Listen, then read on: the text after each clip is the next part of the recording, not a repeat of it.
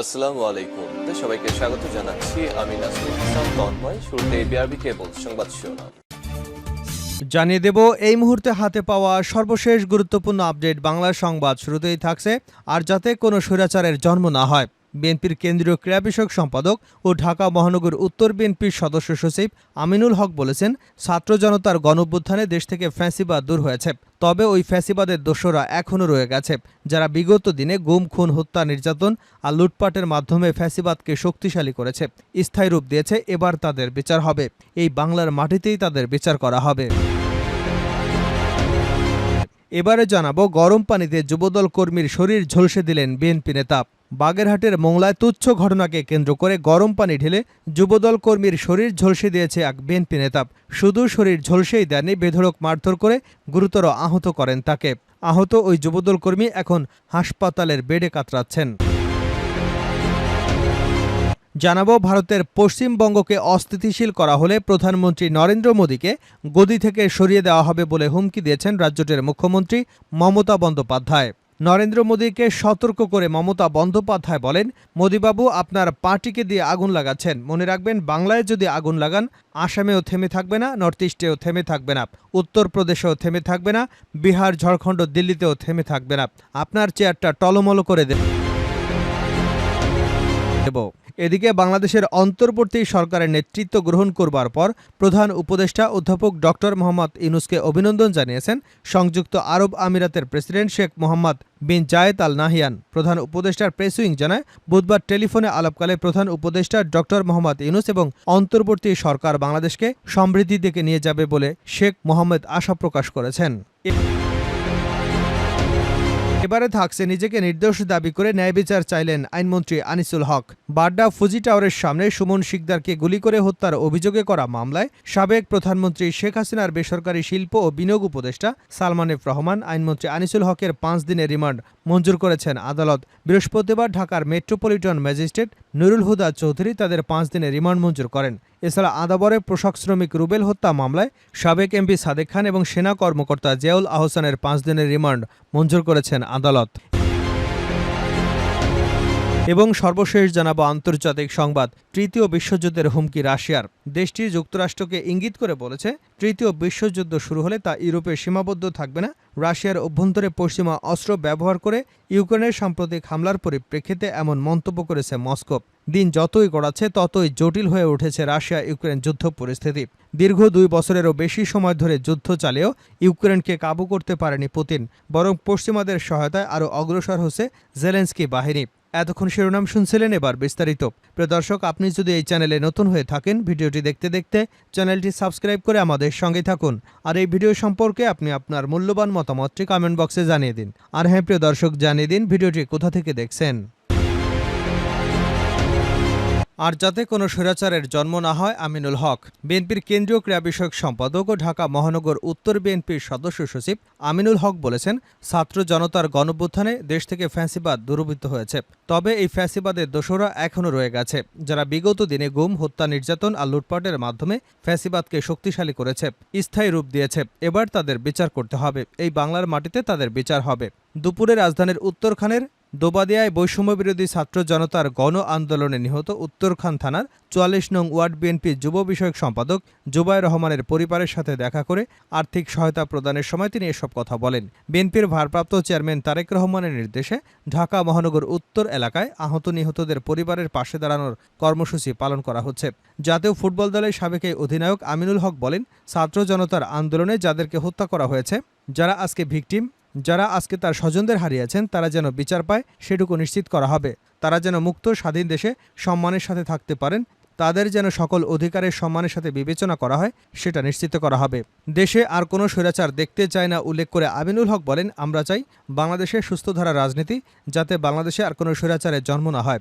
আমরা চাই বাংলাদেশে গণতন্ত্র পুনরুদ্ধারে, দেশের জনগণের ভোটের অধিকার নিশ্চিতকরণ এবং একটা অবাধ ও সুষ্ঠু নির্বাচনের মাধ্যমে জনগণের সরকার প্রতিষ্ঠা হোক।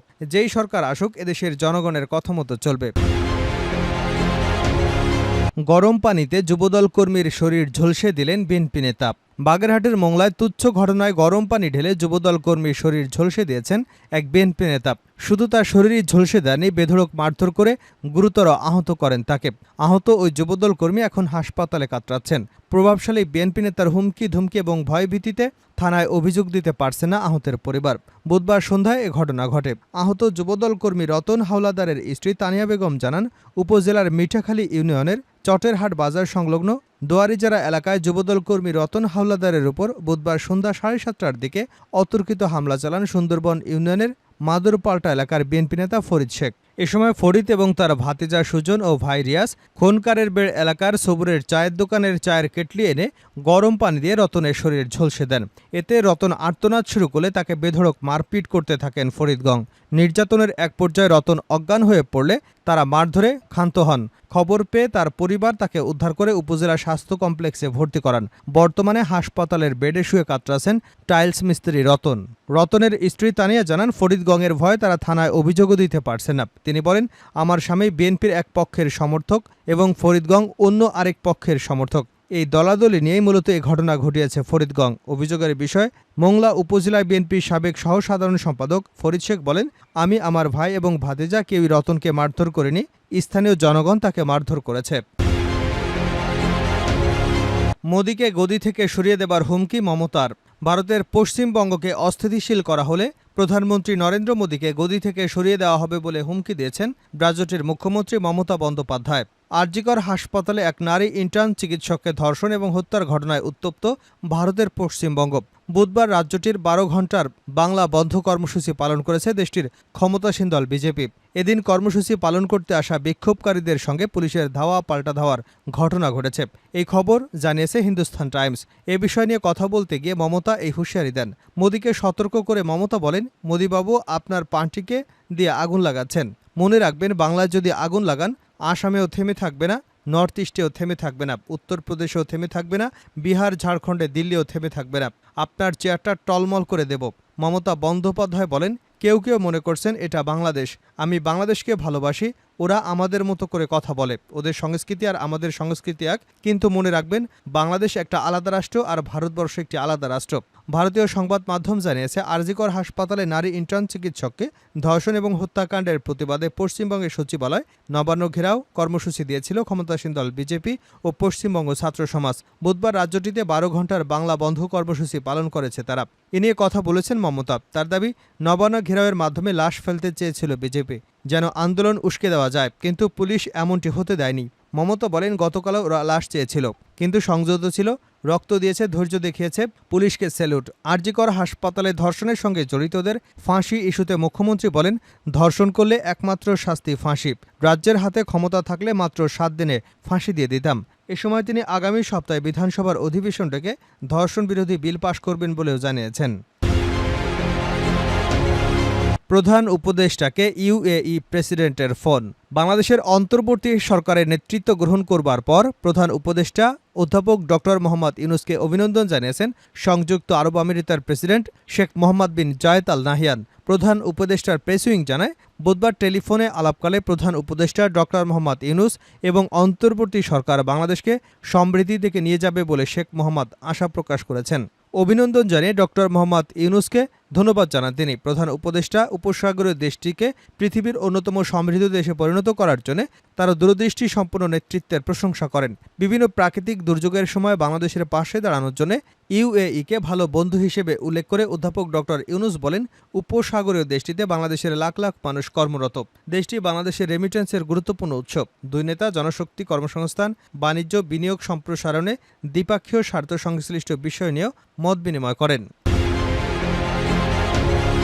তৃতীয় বিশ্বযুদ্ধের হুমকি দিয়েছে রাশিয়া। দেশটির যুক্তরাষ্ট্রকে ইঙ্গিত করে বলেছে, তৃতীয় বিশ্বযুদ্ধ শুরু হলে তা ইউরোপে সীমাবদ্ধ থাকবে না।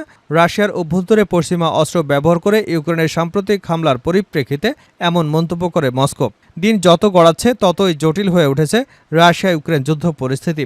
দীর্ঘ 2 বছরেরও বেশি সময় ধরে যুদ্ধ চালিয়েও ইউক্রেনকে কাবু করতে পারেনি পুতিন, বরং পশ্চিমাদের সহায়তায় আরও অগ্রসর হচ্ছে জেলেনস্কি বাহিনী। সম্প্রতি রুশ ভূখণ্ডে ঢুকে ইউক্রেনি বাহিনীর অভিযান পরিচালনাকে সেই ইঙ্গিতই দেয়। আর এতে ব্যবহার করা হচ্ছে অত্যাধুনিক সব পশ্চিমা অস্ত্র, যার জেরে এবার যুক্তরাষ্ট্রকে বিশ্বযুদ্ধের হুমকি দিয়ে বসেছে রাশিয়া।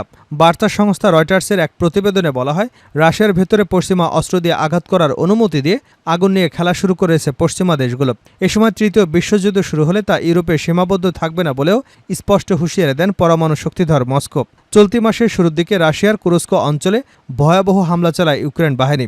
দ্বিতীয় বিশ্বযুদ্ধের পর এটি রুশ ভূখণ্ডে বড় ধরনের বিদেশি হামলার ঘটনা।